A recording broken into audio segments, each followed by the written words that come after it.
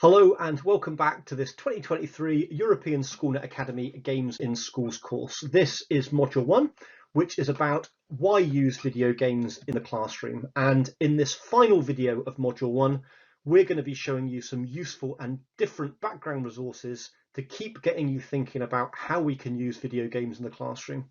These resources will include websites, books, reports, academic journals, and you can find all of the relevant links below this video. Firstly, if you're looking for a good and straightforward read to get you started, I recommend this short article from the Interactive Software Federation of Europe titled "How Video Games Are Equipping Educators and Learners to Thrive and Innovate in an Ever-Changing World." The article links to other recent articles and research reports to help you dive deeper into key themes such as digital skills, teacher professional development, and social inclusion. Another useful resource is the Digital Games in Schools Handbook, which was produced by European Schoolnet with support from the Interactive Software Federation of Europe back in 2019. We're actually in the process of updating the handbook, and the new version will be available later this year. However, in the meantime, the old edition will give you a great insight into what's possible in the classroom, and it's been translated into several languages. The LEGO Foundation Knowledge Hub is also a useful resource full of research reports and white papers that are worth exploring. Some of these reports directly relate to video games, including technology and play and positive play in a digital age. There's also a number of other really useful reports in the Knowledge Hub, which include what do we mean by learning through play? We've already referred to that report as part of this module.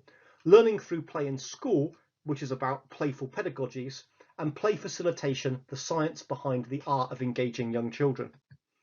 In terms of books, there's a number of books that I would recommend. The first and possibly the most important is by Professor James Paul Gee about what video games have to teach us about learning and literacy.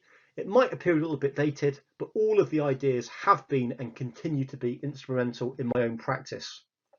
The second book recommendation comes from Jane McGonigal and her book titled Reality is Broken. In this book, Jane shows us how we can leverage the power of games to fix what's wrong with things in the real world, from social problems like depression and obesity to global issues like poverty and climate change. And she also introduces us to cutting-edge games that are already changing business, education, and the non-profit world. My third and final recommendation when it comes to books is from Nicola Whitten and a book titled Digital Games and Learning, Research and Theory. This is an academic book which provides a clear and concise critical theoretical overview of the field of digital games and learning from a cross-disciplinary perspective. It takes into account research and theory from areas as varied as computer science, psychology, education, neuroscience, and games design. This book aims to synthesize work that is relevant to the study of games and learning, and it focuses on 4 aspects of digital games.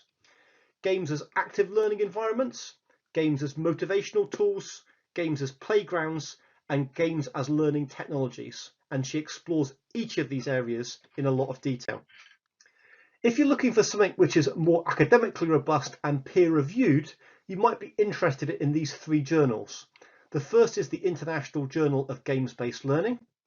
The second is the International Journal of Serious Games, and the third is from an inclusivity perspective, is the Journal of Games and Culture.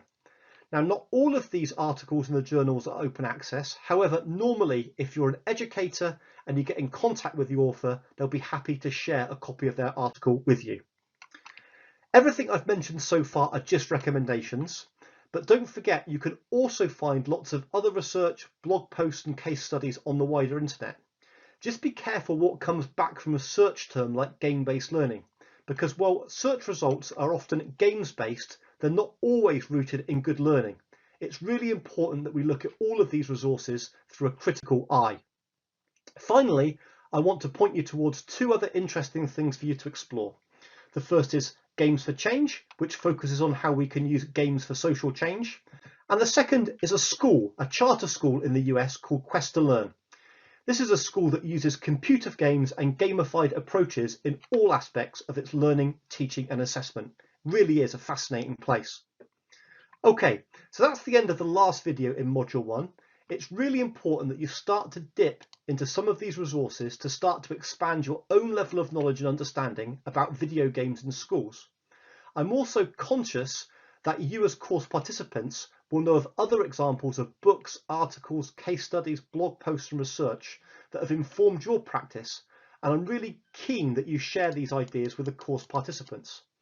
At the end of Module 1, I've got two straightforward tasks for you.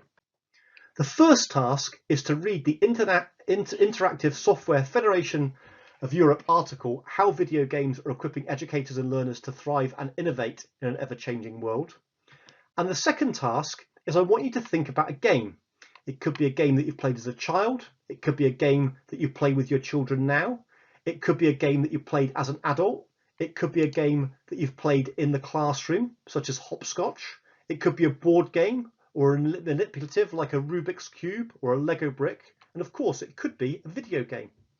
What I want you to do is think about the game and think about why it was particularly important to you.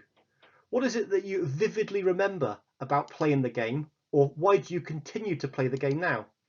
I want you to go onto the Padlet below, which is like a set of online post-it notes, and post a picture of the game and write a few sentences about what has made this game really important and memorable to you. See if you can answer these questions. Why is the game special for you? How did you learn with this game? How does the game link to any of the 5 characteristics of learning through play? And how was the game inclusive? How does it promote and challenge diversity? I'm really looking forward to seeing your pictures and hearing your thoughts about your individual games. I'm also looking forward to introducing you to Module 2, which is going to be on learning games. Don't forget to use the hashtag GamesCourse to bind our current conversations together, and I look forward to seeing you in the next video and in the next module.